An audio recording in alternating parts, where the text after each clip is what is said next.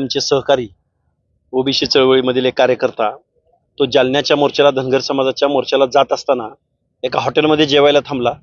त्यावेळी त्याला ओळखून त्या हॉटेलच्या मालकांनी आणि नितीन जगताप, त्या हॉटेलचं नावही हॉटेल नितीन आहे, नितीन जगताप आणि प्रवीण जगताप यांनी एक 5-50 लोकांचा मॉब तिथं जमवला आणि पवन करवर नावाच्या कार्यकर्त्यावरती, आमच्या ओबीसीच्या कार्यकर्त्यावरती त्यांनी जीवघेणा हल्ला केला आणि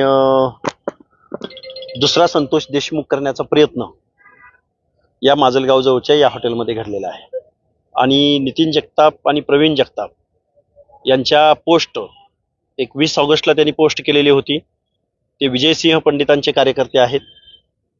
ते रेती सम्राट म्हणून त्यांची ओळख आहे आणि त्यांचे फोटोही विजयसिंह पंडितांबरोबर आहेत.